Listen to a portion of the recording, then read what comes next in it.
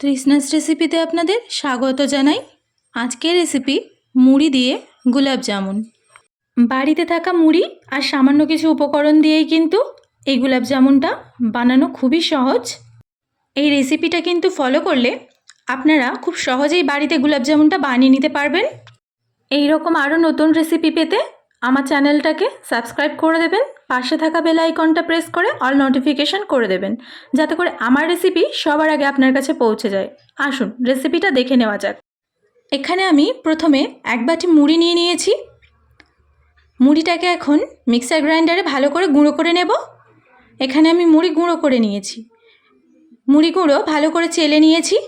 মুড়ির গুঁড়ো কিন্তু আপনারা অবশ্যই চেলে নেবেন। এখন এতে দিয়ে দেব হাফ বাটি মতো ময়দা, আর দিয়ে দিচ্ছি সামান্য পরিমাণে বেকিং সোডা। এখন সমস্ত শুকনো উপকরণগুলোকে হাত দিয়ে ভালো করে মিশিয়ে নিচ্ছি। এবারে অল্প অল্প দুধ দিয়ে ভালো করে মেখে নিতে হবে, একটা ডো তৈরি করে নিতে হবে। এখানে আমি লিকুইড মিল্ক জাল করে ভালো করে ঠান্ডা করে নিয়েছিলাম। আপনারা চাইলে এখানে কিন্তু মিল্ক পাউডার দিয়ে জল দিয়েই ডোটা করতে পারেন। মুড়িগুলো ভালো করে মাখিয়ে একটা ডো তৈরি করে নিয়েছি। এখন পরিমাণ মতো ঘি দিয়ে একটু ভালো করে আবারও মাখিয়ে নিচ্ছি। ঘি দিলে কিন্তু একটা ভালো সুন্দর গন্ধ আসে। এবারে অল্প অল্প করে ডো নিয়ে একটা একটা করে মিষ্টি আমি বানিয়ে নেব। এইভাবে করে হাত দিয়ে একটু চেপে চেপে ভালো করে ডোটাকে নরম করে নিতে হবে। তারপরে একটা একটা করে এরকম সুন্দর করে গোল করে নিতে হবে। আপনারা আপনাদের ইচ্ছে মতো একটা শেপ দিয়ে মিষ্টিটা বানাতে পারেন। আমার এখানে সবগুলো মিষ্টি কিন্তু বানানো হয়ে গেছে।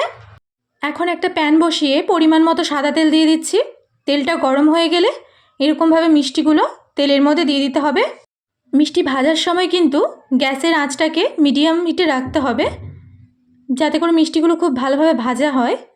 আর বারে বারে নাড়াচাড়া করতে হবে। সব দিক থেকে খুব ভালোভাবে ভেজে নিতে হবে মিষ্টিগুলো।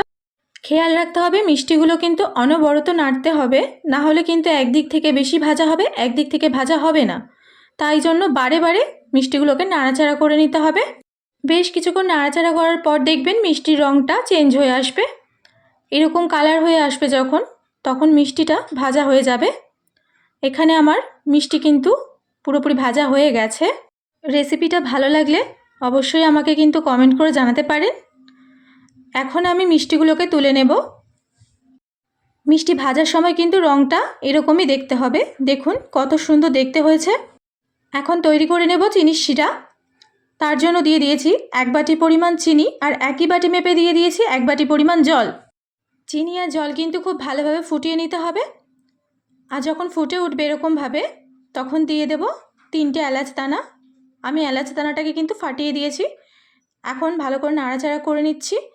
চিনির জলটাকে কিন্তু 5 মিনিট মতো ফুটিয়ে নিতে হবে খুব ভালো করে। যখন এভাবে করে ফুটে উঠবে 5 মিনিট পর, তখন মিষ্টিগুলো একে একে চিনি শিরায় দিয়ে দেব। চিনি শিরায় মিষ্টিগুলোকে আরও 10 মিনিট ফুটিয়ে নিতে হবে।